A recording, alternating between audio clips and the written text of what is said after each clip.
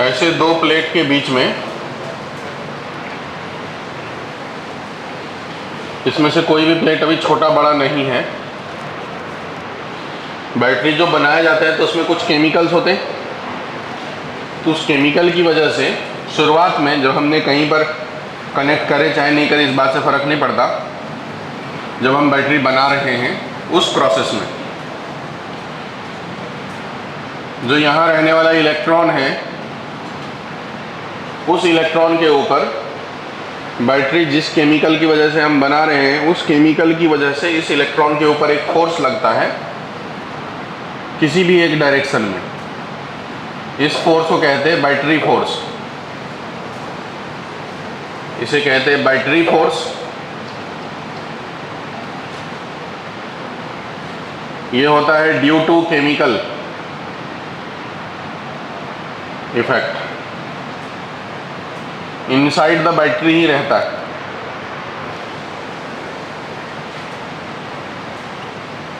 Inside the cell, cell के अंदर ही ये काम करता है, केमिकल इफेक्ट की वजह से इलेक्ट्रॉन के ऊपर फोर्स लगाता है। अब इलेक्ट्रॉन के ऊपर लगने वाली फोर्स की वजह से, कहाँ ध्यान है सर, इलेक्ट्रॉन के ऊपर लगने वाली फोर्स की वजह से इलेक्ट्रॉन यहाँ से शिफ्ट होकर के मान लो यहाँ जमा हुआ, तो एक इलेक्ट्रॉन के यहाँ जमा होने का मतलब हुआ कि एक प्लस यहाँ जमा होना। तो अब एक इलेक्ट्रॉन और एक प्लस के ऐसा होने से एक इलेक्ट्रिक फील्ड यहाँ एग्जिस्ट करेगा इस डायरेक्शन में। तो पहले इलेक्ट्रिक फील्ड एग्जिस्ट किया कि पहले बैटरी फोर्स एग्जिस्ट किया? पहले मुर्गी या पहले अंडा? ठीक है, तो पहले आपको ये पता रहेगा कि इलेक्ट्रिक फोर्स या बैटरी फोर्स, कौन सा फोर्स पहले? Battery force. जब हम बैटरी को बना रहे हैं उस प्रोसेस में केमिकल की वजह से इलेक्ट्रॉन के ऊपर, चार्ज कैरियर के ऊपर एक फोर्स लगता है, उसे कहते हैं हम लोग बैटरी फोर्स। ठीक है, जो किसी एक पर्टिकुलर डायरेक्शन में लगता है, जिसकी वजह से एक प्लेट पे आके नेगेटिव जमा हो जाता है तो बदले में दूसरे प्लेट पे पॉजिटिव जमा हो जाएगा, और ऐसा होते ही इलेक्ट्रिक फील्ड यहाँ जमा हो जाए, जनरेट हो जाएगा। अब अगला वाला जो इलेक्ट्रॉन है उसके ऊपर बैटरी फोर्स तो लग ही रहा है, पर इलेक्ट्रिक फील्ड की वजह से एक इलेक्ट्रिक फोर्स लगना चालू होगा जो कि बैटरी फोर्स के अपोज में लगेगा।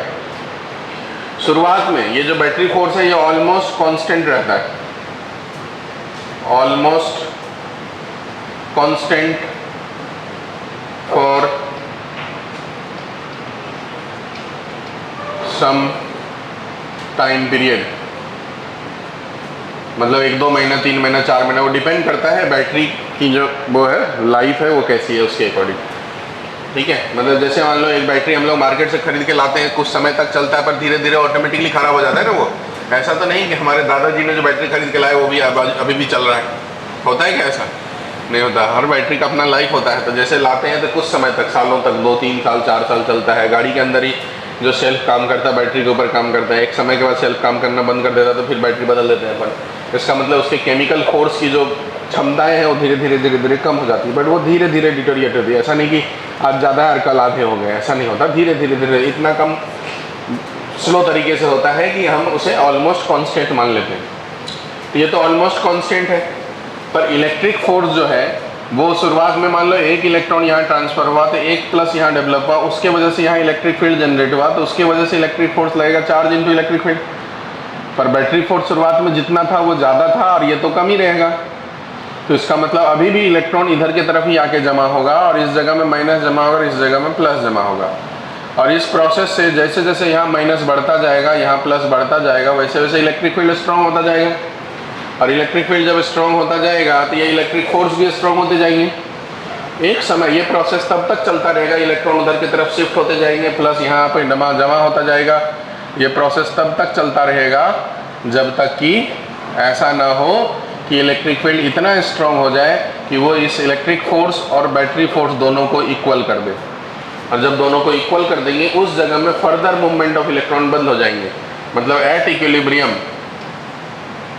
इक्विलिब्रियम पे इलेक्ट्रिक फोर्स और बैटरी फोर्स एक दूसरे के बराबर हो जाएंगे। जब ये दोनों न्यूमेरिकली एक दूसरे के बराबर हो जाएंगे तो उस केस में इलेक्ट्रॉन का मूवमेंट जो है वो रुक जाएगा, स्टॉप हो जाएगा। ठीक है, इलेक्ट्रॉन का मूवमेंट रुक जाएगा। तब इलेक्ट्रॉन का मूवमेंट जब रुक गया तब यहाँ फर्दर पॉजिटिव चार्ज का बढ़ना कम हो जाएगा और यहाँ फर्दर नेगेटिव चार्ज का बढ़ना कम हो जाएगा। आपको पता है कि पॉजिटिव चार्ज जहाँ है उस जगह पॉजिटिव पोटेंशियल और जिस जगह नेगेटिव चार्ज है उस जगह नेगेटिव पोटेंशियल। तो ये इलेक्ट्रॉन को खींच के जो यहाँ लाया गया है, मतलब चार्ज के ऊपर कुछ ना कुछ वर्क डन किया है। किसने किया है? बैटरी फोर्स ने किया है। तो ये जो work done by battery force on charge होता है, work done by battery force on charge होता है, इसे कहते हैं ईएमएफ, इलेक्ट्रोमोटिव फोर्स। ईएमएफ का मतलब इलेक्ट्रोमोटिव फोर्स। ये एक प्रकार का वर्क डन है, फोर्स नहीं है। नाम में सिर्फ फोर्स है बट ये कोई फोर्स नहीं है, ये है work done by battery force. ठीक है, उसी को कहते हैं EMF, per unit charge. Work done by battery force on charge, on unit charge ऐसा कह सकते हैं, ऑन यूनिट चार्ज। इसका मतलब जो ईएमएफ है उसका फॉर्मूला हो गया work done by battery force per unit charge, per unit charge. ठीक है, ये कांस्टेंट हो गया। तो इस दोनों प्लेट के बीच में एक ईएमएफ जनरेट हो गया, इलेक्ट्रोमोटिव फोर्स जनरेट हो गया, जिसके वजह से हम लोग ऐसा करते हैं, सिंबॉलिक रूप में दिखाते हैं। जो प्लस है उसको बड़े डंडे से, जो माइनस है उसको छोटे डंडे से। बट एक्चुअली में ऐसा नहीं है कि सेल के अंदर एक प्लेट बड़ा और एक प्लेट छोटा होता है। दोनों से प्लेट जो है वो सेम लेंथ, सेम डायमेंशन का होता है। सिंबॉलिक रूप में हम दिखाने के लिए दिखाते हैं कि एक प्लेट बड़ा है और एक प्लेट छोटा है। जो प्लेट बड़ा दिखाते हैं इसका मतलब आपको समझ जाना है कि वो पॉजिटिव प्लेट है, जो प्लेट छोटा दिखाते हैं उसका मतलब है कि नेगेटिव प्लेट है। नेगेटिव प्लेट मतलब लो पोटेंशियल, पॉजिटिव प्लेट मतलब हाई पोटेंशियल। दोनों के बीच में जो work done by battery per unit charge है उसे कहा गया ईएमएफ। अब ये जो इलेक्ट्रिक फोर्स है वो भी तो काम करेगा per unit charge. Electric force जो पर यूनिट चार्ज काम करता है उसे कहते हैं वोल्टेज, पोटेंशियल डिफरेंस। तो जो वोल्टेज हुआ जिसे हम लोग V से डिनोट करते हैं, जिसे पोटेंशियल डिफरेंस भी कहेंगे, पोटेंशियल डिफरेंस भी कहेंगे, ये एक्चुअली में फॉर डेफिनेशन के हिसाब से work done by electric force per unit charge है, पर यूनिट चार्ज है। इसका मतलब V को दिखाने का तरीका है work done by electric force per unit charge. ये हुआ ईएमएफ, ये हुआ वोल्टेज। अब आप देखो ध्यान से, आपको पता है इक्विलिब्रियम में जाने के बाद इलेक्ट्रिक फोर्स और बैटरी फोर्स दोनों बराबर है। तो इलेक्ट्रिक फोर्स के द्वारा वर्क डन उतना ही होगा जितना बैटरी फोर्स के द्वारा वर्क डन होगा। तो इक्विलिब्रियम में ईएमएफ और वोल्टेज दोनों क्या रहेंगे? सेम रहेंगे। अभी हमने यहाँ किसी चीज़ को बाहर से कोई कनेक्ट नहीं किए हैं, ये ओपन सर्किट है। तो इसका मतलब ये हुआ कि आप ऐसा कह सकते हैं न्यूमेरिकली वोल्टेज और ईएमएफ दोनों सेम हो सकता है, बट कंसेप्चुअली दोनों अलग अलग चीज़ है। क्योंकि वोल्टेज का डेफिनेशन क्या है? Work done by electric force per unit charge. और ईएमएफ का डेफिनेशन क्या है? Work done by battery force per unit charge. पहले कौन सा फोर्स आया? पहले बैटरी फोर्स आया, बाद में कौन आया? Electric force. इसका मतलब वोल्टेज का सोर्स ईएमएफ है कि ईएमएफ का सोर्स वोल्टेज है?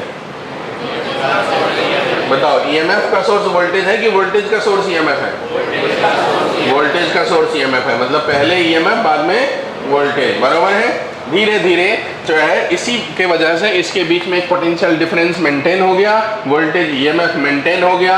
जब हम सर्किट ओपन रखेंगे, मतलब बाहर से कनेक्ट नहीं करेंगे, तो सभी सिचुएशंस में ओपन सर्किट के केस में सेल के अंदर ये जो है फंडामेंटल्स काम करेगा और ये काम करेगा तो न्यूमेरिकली ये दोनों इक्वल होंगे। मतलब इन ओपन सर्किट ईएमएफ और वोल्टेज न्यूमेरिकली क्या रहेगा?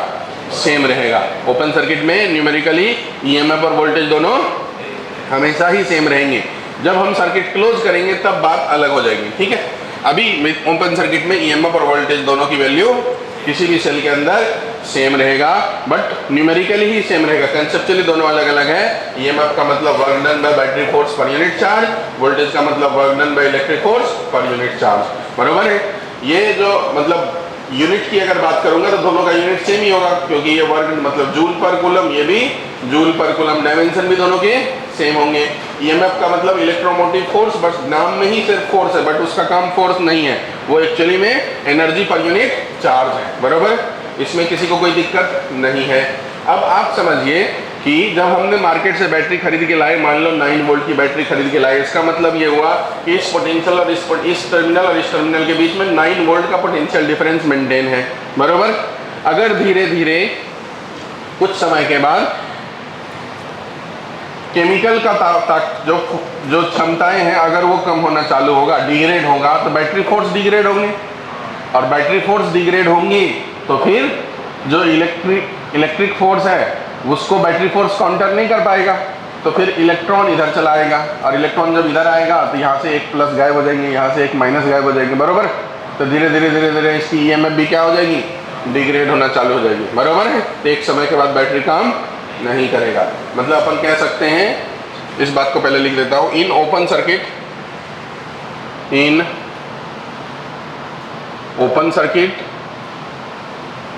EMF equal to voltage numerically. अब मैं सर्किट को क्लोज करता हूं। अगर मैंने इस सर्किट को क्लोज किया, अब देखो ध्यान से, यहां पर है बहुत सारे माइनस, यहां पर है बहुत सारे प्लस,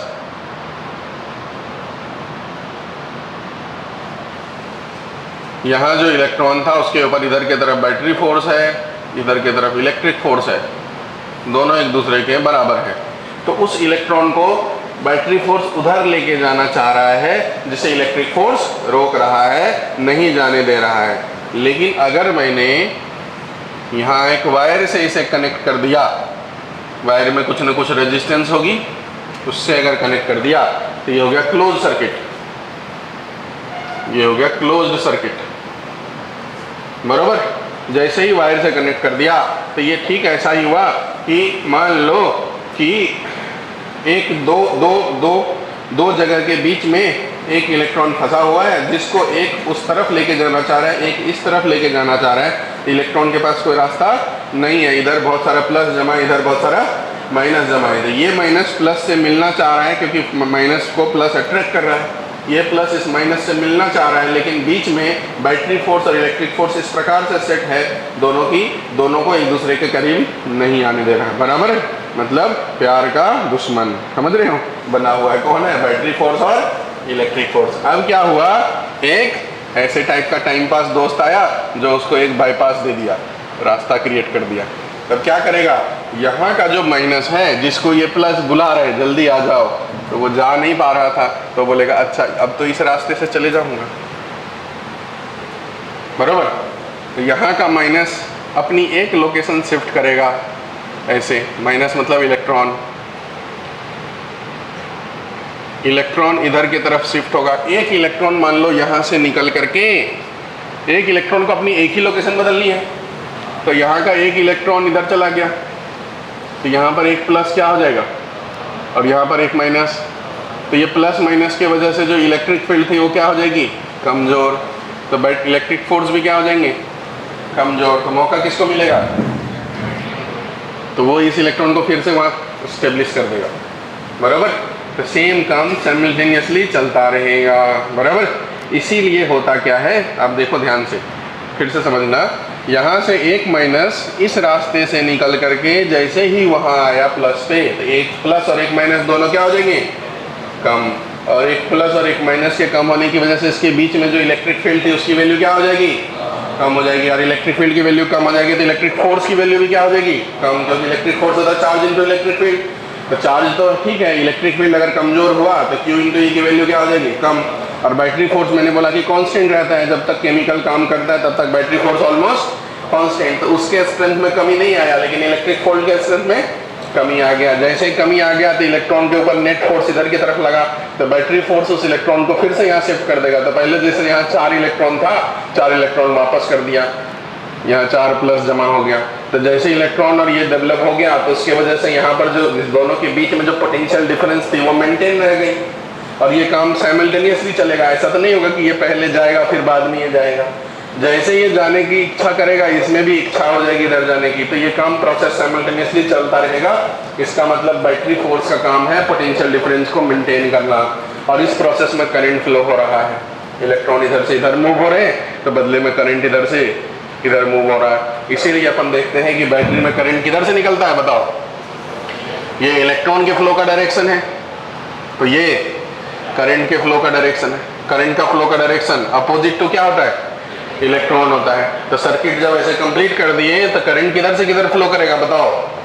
पॉजिटिव टर्मिनल से negative terminal, outside the battery, battery के बाहर सर्किट के अंदर। लेकिन इनसाइड द बैटरी कैसा फ्लो हो रहा है, बताओ। इलेक्ट्रॉन इधर फ्लो हो रहा है, इसका मतलब करंट ऐसा फ्लो हो रहा है, क्योंकि इलेक्ट्रॉन ऐसा फ्लो हो रहा है, बरोबर।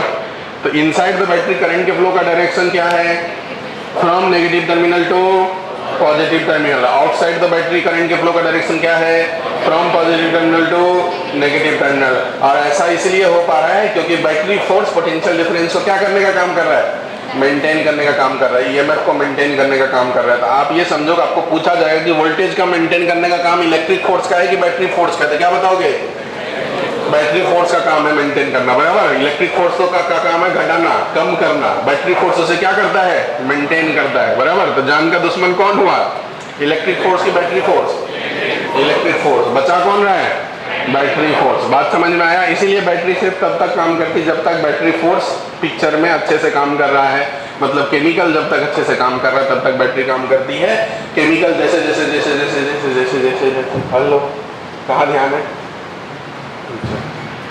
केमिकल जैसे जैसे जैसे डिटोरिएट होता है वैसे वैसे बैटरी की भी क्षमता कम हो जाती है, ठीक है। अब आप देखो ध्यान से, एक बैटरी मैंने मार्केट से खरीद के लाया, बराबर। बैटरी हमने मार्केट से खरीद के लाए 9 वोल्ट का, कुछ यूज किया और कल पोटेंशियल फिर मेजर करते तो 9 वोल्ट ही रहता है, कम नहीं होता। क्यों नहीं होता कम, क्योंकि बैटरी फोर्स से क्या कर रहा है, मेंटेन कर रहा है, ठीक है, बराबर। आपको याद है पुराने जमाने में, अब तो आजकल यूज नहीं पड़ती, सब जगह स्ट्रीट लाइट लग गई, टॉर्च यूज करते थे आज से 2-4 साल पहले, करते थे ना, बरोबर। तो टॉर्च में अगर बैटरी, आप लोगों को शायद अनुभव नहीं होगा, हम लोगों के टाइम में होता था, मतलब आज से 10-15 साल पहले, टॉर्च में बैटरी जब खत्म हो जाती थी, मतलब लाइट प्रोड्यूस नहीं करती थी, उस बैटरी को निकाल करके रेडियो में यूज करते थे। कुछ समय तक रेडियो में काम करता था, क्योंकि रेडियो में रिलेटिवली पावर कम लगते हैं, बल्ब में रिलेटिवली पावर ज़्यादा लगता है। तो जो बैटरी वहाँ से डिस्चार्ज हो गया, जो टॉर्च में काम नहीं कर पा रहा था, उसे रीयूज करते थे रेडियो में लगा करके, ठीक है। रेडियो से जब वो हो गया तो फिर उसे हम लोग यूज करते थे बायोगैस का वो सिस्टम बनाने में, उसमें वो यूज होता था, मतलब 2-3 स्टेप में एक बैटरी को यूज करते थे। ऐसा इसलिए होता था क्योंकि जैसे यहाँ से पावर कम हुआ तो जितनी ईएमएफ की जरूरत है उतनी ईएमएफ दे नहीं पा रहा है वो, क्योंकि उसमें केमिकल धीरे धीरे कमजोर हो गई, लेकिन पूरी तरीके से जीरो अभी नहीं हुई। तो जहां पर केमिकल कम पावर से भी काम हो जा रहा है उस जगह वही बैटरी काम करना चालू कर देता है, बरोबर।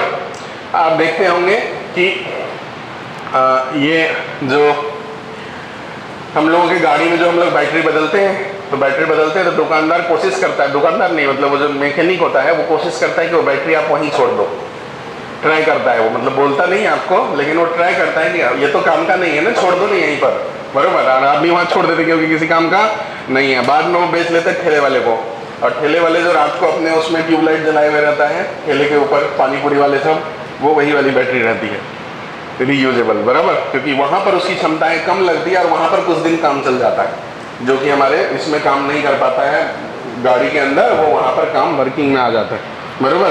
तो इसका मतलब ये हुआ कि जैसे जैसे केमिकल की क्षमताएं कम होगी वैसे वैसे बैटरी की क्षमताएं कम हो जाएगी। जहाँ ज़्यादा ईएमएफ की रिक्वायरमेंट है वहाँ तो वो काम नहीं करेगा, जहाँ 9 वोल्ट ईएमएफ की रिक्वायरमेंट है वहाँ तो वो काम नहीं करेगा, लेकिन कुछ ऐसे भी जगह है जहाँ 3-4 वोल्ट की रिक्वायरमेंट होती है तो वो एकदम 9 से सडनली जीरो होता नहीं है, धीरे धीरे धीरे धीरे कम होता है। इस प्रोसेस में थोड़ा 1-2 महीना टाइम लगता है और वो 1-2 महीना तब तक वो दूसरे जगह यूज कर लेते हैं, बरोबर है। ये हुआ बैटरी का कॉन्सेप्ट। आपको करंट का डायरेक्शन अगर पूछेगा तो आपको क्या बोलना है, करंट का direction from positive to negative terminal, बराबर। From positive to negative terminal किधर, सर्किट के में कि बैटरी में, outside the battery, outside the cell, and from negative to positive inside the cell, बराबर है। अब आप देखो ध्यान से, अभी ये करंट जो है बैटरी के पॉजिटिव टर्मिनल से निकल रहा है और नेगेटिव से जा रहा है, तो ये प्रोसेस को चार्जिंग बोलते हैं कि डिस्चार्जिंग बोलते हैं, डिस्चार्जिंग बोलते हैं ना। तो ये कौन सा मोड है, डिस्चार्जिंग मोड है, डिस्चार्जिंग मोड है। अब डिस्चार्जिंग मोड में अब देखो ध्यान से क्या हो रहा है, ये जो करंट का फ्लो हो रहा है इस वायर की रेजिस्टेंस को हमने R बोले हैं। ये बैटरी में किसी न किसी मटेरियल से बना है ना, ऐसा तो नहीं कि दो प्लेट के बीच में एकदम खाली स्पेस है। बैटरी, आप कभी बैटरी को तोड़ के देखिए, उसके अंदर कार्बन रहते हैं, रॉड रहते हैं, कैडमियम के, एल्युमिनियम के ऐसे रॉड रहते हैं, कभी तोड़ के देखिए? ब्लैक, एकदम ब्लैक ब्लैक निकलता है, एकदम हाथ में पूरा लग जाता है, कभी तोड़ के कितने लोगों ने तोड़ के देखे आज तक? आप लोगों ने नहीं ट्राई करे? तो जो है कुछ मटेरियल्स होते हैं, और जो मटेरियल होते हैं हर मटेरियल का अपनी रेजिस्टिविटी होती है, तो रेजिस्टिविटी होती है तो वो कुछ रेजिस्टेंस भी क्रिएट करते हैं। तो हर सेल का अपना एक रेजिस्टेंस होता है। मतलब इसे अगर मैं सर्किट के फॉर्म में ड्रॉ करूं तो ऐसा, ये प्लस टर्मिनल, ये माइनस टर्मिनल, ये बाहर वायर का रेजिस्टेंस कैपिटल R, इस सेल का ईएमएफ मैं E दे देता हूं, और इंटरनल इसके बीच में जो मटेरियल है उस मटेरियल की वजह से कुछ रेजिस्टेंस जो है वो करंट को ऑफर करता है, उस रेजिस्टेंस को मैं यहीं बाजू में लगा देता हूं, उसे स्मॉल r से डिनोट करता हूं। इसे कहा जाता है internal resistance, internal resistance of cell, cell का इंटरनल रेजिस्टेंस। एक्चुअली में ये रेजिस्टेंस सर्किट में बाहर दिखाया गया है, पर वो बाहर नहीं होता, वो इस दोनों प्लेट के बीच के मेटर का, दोनों प्लेट के बीच में जो मटेरियल है उस मटेरियल का रेजिस्टेंस है। अब प्लेट के बीच में ऐसा बना देंगे तो अच्छा नहीं लगेगा, इसलिए सर्किट में उसे बाहर दिखाते हैं, बरोबर है? ये बाहर साइड में, जस्ट सेल के साइड में देखता है, आपने सर्किट बनाए होंगे तो आपको दिखा होगा हर सेल के बाजू में यहाँ रहता है रेजिस्टेंस। और अगर सेल आइडियल हो तो ही ये रेजिस्टेंस नहीं रहता। आइडियल सेल के केस में इंटरनल रेजिस्टेंस 0 मान लेते हैं, मानते हैं कि सेल के बीच में जो मटेरियल यूज किया गया उस मटेरियल का कोई रेजिस्टेंस नहीं है, बरोबर? तो आइडियल सेल होगा तो इंटरनल रेजिस्टेंस नहीं दिखाए जाएंगे, और नॉर्मल अगर सेल है तो इंटरनल रेजिस्टेंस दिखाए जाएंगे, जिसे स्मॉल r से डिनोट करते हैं। अब अगर मैं इसमें किरचॉफ्स लॉ लगाऊं, करंट मान लो यहां से निकल रहा है I ऐसे, तो अगर किरचॉफ्स लॉ लगाओ तो जैसे मान लो यहां से शुरुआत किया मैंने, ऐसे गया तो क्या लिखूंगा? Minus I into capital R, फिर यहां से इधर गया minus I into small r, फिर छोटे से बड़े जा रहा हूं तो प्लस E इक्वल टू 0। ये I इंटू R को उधर लेके जाता हूं तो I into R equal to E minus IR, ऐसा लिखूंगा। ये जो I इंटू R है वो ये पॉइंट और ये पॉइंट के बीच का वोल्टेज डिफरेंस है। ये पॉइंट मतलब इधर वाला पॉइंट, और ये पॉइंट मतलब इधर वाला पॉइंट। तो किसी भी सेल के टर्मिनल के अक्रॉस का जो वोल्टेज डिफरेंस है उसे V से डिनोट करते हैं। तब देखो V इक्वल टू क्या आ गया फॉर्मूला?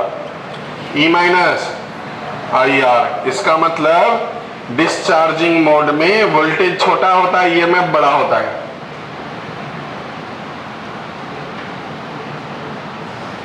डिस्चार्जिंग मोड में वोल्टेज छोटा होता है, ईएमएफ न्यूमेरिकली बड़ा होता है, ठीक है? नॉर्मल बिना, जब ओपन सर्किट केस में वोल्टेज और ईएमएफ न्यूमेरिकली क्या हुआ? सेम। क्लोज सर्किट केस में डिस्चार्जिंग मोड में वोल्टेज छोटा और ईएमएफ बड़ा। फॉर्मूला में माइनस IR है ना, तो ईएमएफ से थोड़ा सा छोटा, मतलब I तो है और R की वैल्यू अगर थोड़ी भी होगी तो उसकी वजह से ये टर्म थोड़ा कम हो जाएगा, तो इसलिए वोल्टेज छोटा हुआ और ईएमएफ बड़ा हुआ।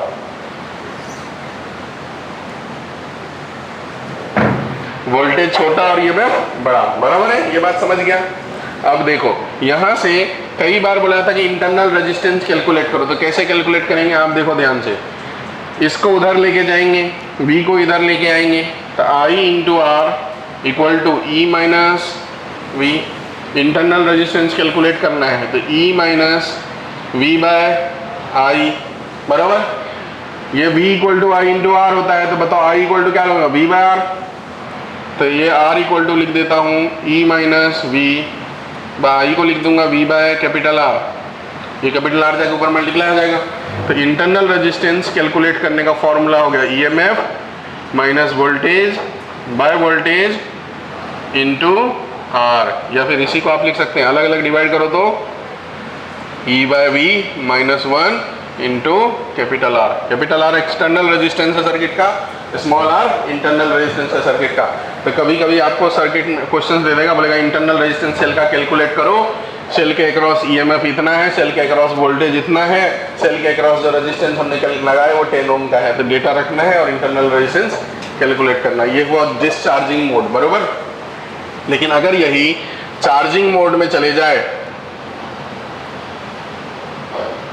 चार्जिंग मोड में लेके जाएं, तो आपको पता है चार्जिंग मोड में हमने आपको बताए थे क्या होता है, करंट इधर से जाता है तभी उसे कहते हैं चार्जिंग मोड,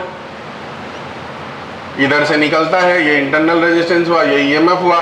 ये बाहर में हमने एक बैटरी वोल्टेज कनेक्ट की है, तो कोई भी वोल्टेज ऐसा कनेक्ट करेंगे तो अब इसके अक्रॉस किरचॉफ लॉ लगाएंगे, तो आप देखो ध्यान से यहाँ के बीच में वोल्टेज जो है V है, उस V को मैं क्या लिखूंगा, देखो ध्यान से, या इधर से इधर चलो, ये साइड लो बोला, ये साइड हाई बोला, तो लो से हाई चलते हैं, तो लो से हाई चलते हैं तो V इक्वल टू लिखेंगे, यहाँ से चलेंगे तो प्लस IR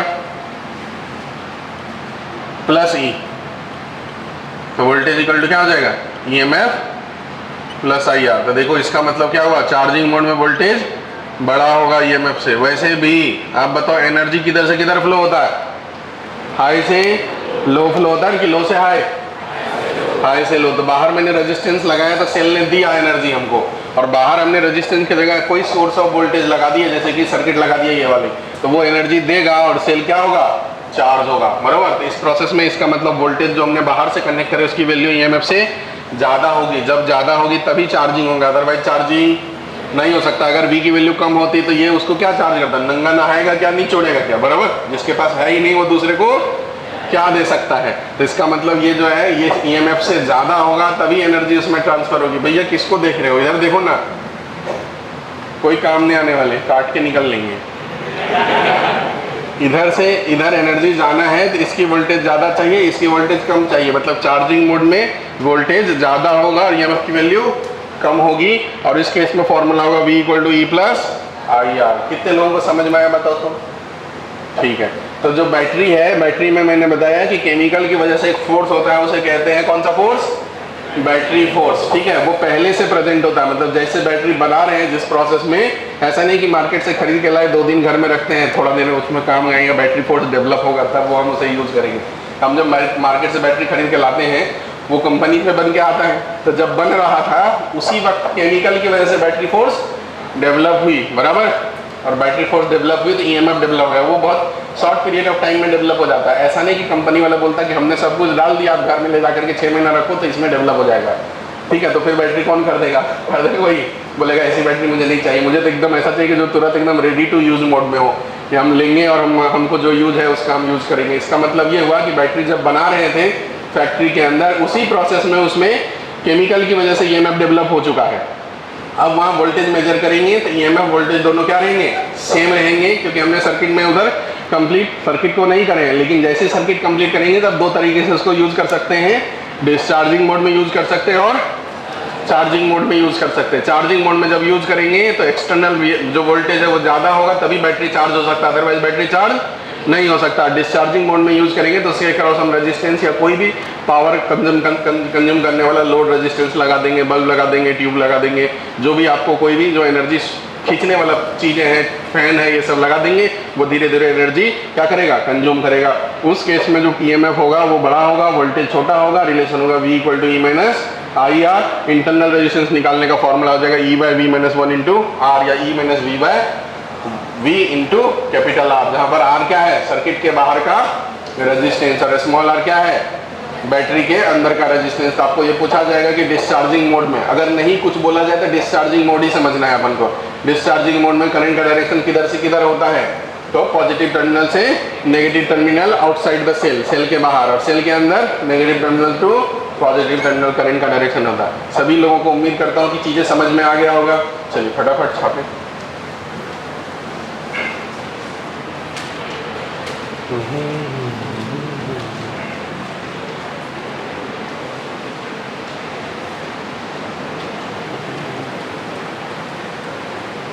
पहले सीरीज की बात करते हैं।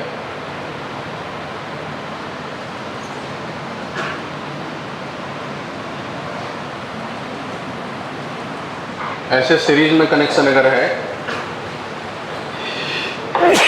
E1 R1, E2 R2, E3 R3, तो जो इक्विवेलेंट EMF होगा वो सबका सम हो जाएगा, E1 plus E2 plus E3 plus so on। और जो आर इक्विवेलेंट है वो भी सबका सम हो जाएगा, R1 plus R2 plus so on. अगर सभी सेम हो, इफ ऑल सेम, तो E equivalent equal to n E और R equivalent equal to n R. लेकिन इसमें गलती से अगर पोलैरिटी अपोजिट हो गया कुछ सेल का, n सेल है टोटल, उसमें से m सेल की पोलैरिटी अपोजिट हो गई। देखो एक सेल की पोलैरिटी अपोजिट है ना, टोटल मान लो कितने सेल है, 1 2 3 4 5 सेल है, जिसमें से एक सेल की पोलैरिटी अपोजिट हो गई, सबका EMF E है, सबकी रेजिस्टेंस R है। Total n cell, m cell have opposite polarity.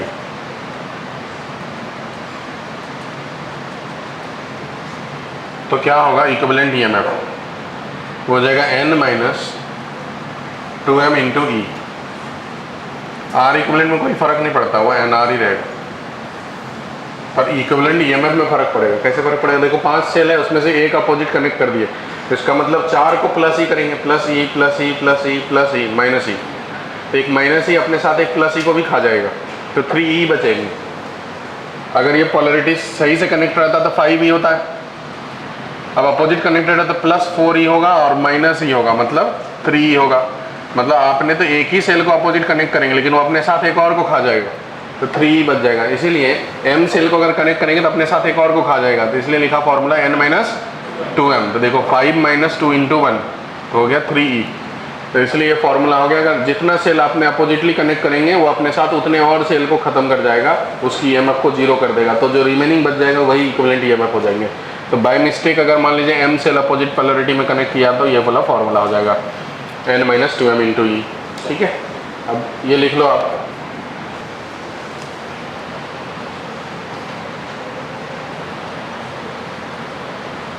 Parallel में all EMF same,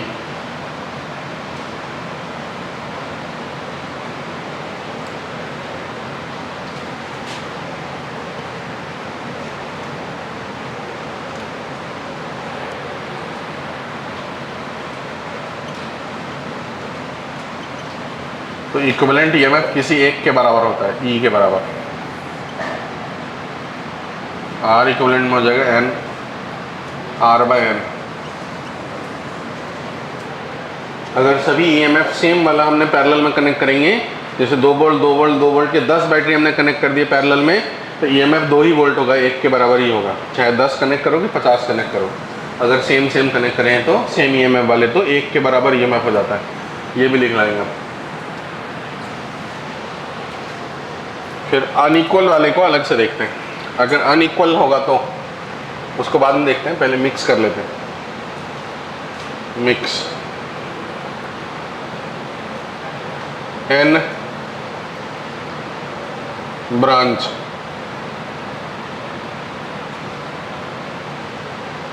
m cell in each branch, या m branch n cell in each branch all have same EMF।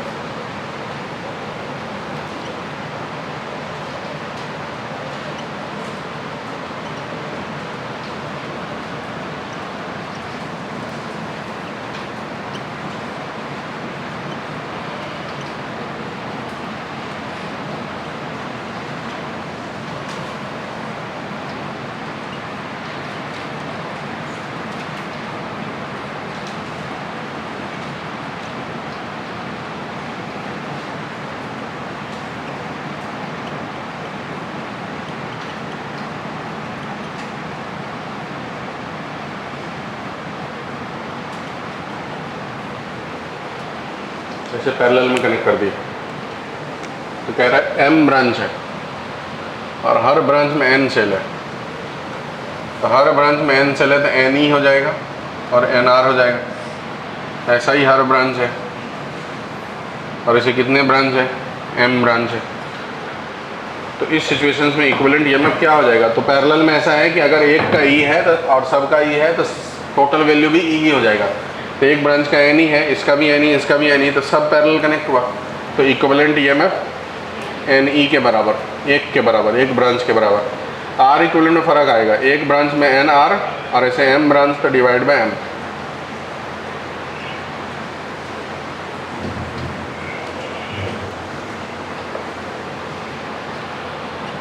अब unequal in parallel,